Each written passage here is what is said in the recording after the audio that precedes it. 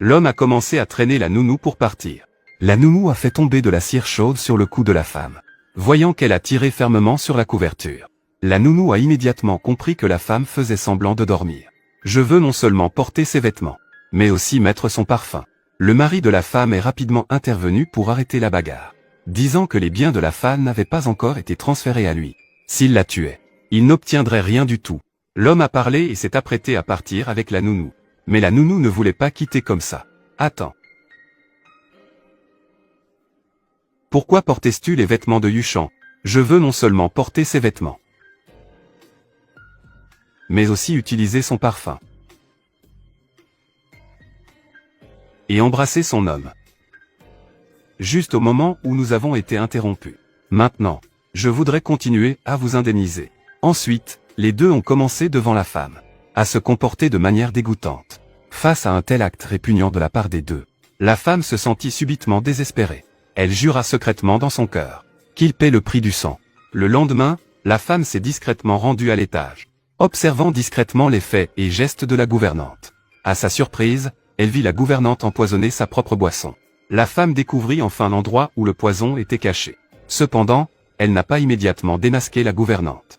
Au lieu de cela, elle est retournée silencieusement dans sa chambre. Peu de temps après, la gouvernante entra avec un bol de potion. La femme savait que la potion était empoisonnée. Laissez la gouvernante d'abord mettre le médicament sur la table.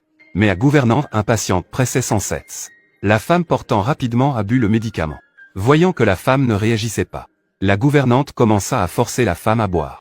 Mais au moment où la femme résistait, elle toucha accidentellement le bracelet dragon et phénix appartenant à elle. C'était le bracelet qui lui appartenait.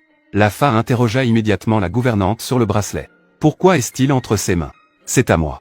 Madame, arrêtez de vous en mêler. Boire le médicament rapidement. Vous êtes actuellement affaibli. Je devrais tout nettoyer de nouveau. À appeler une nounou à chaque instant. C'est ce que tu aurais dû faire.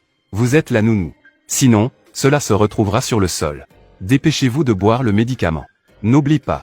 Vous êtes actuellement faible. Tu ne peux même pas voir. Tu dois compter sur moi pour tout.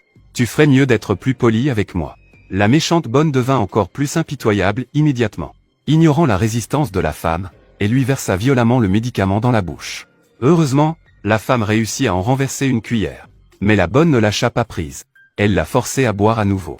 En ce moment critique, la sonnette retentit soudainement. La bonne, contrainte, posa le médicament avant de descendre ouvrir la porte. Prendre le poison et descendre ouvrir la porte. Qui était-ce-vous? Nous sommes responsables de la maintenance des équipements électriques dans le quartier. Chargés de réparer les circuits électriques. Il y a eu une panne de courant hier. Nous avons effectué une restauration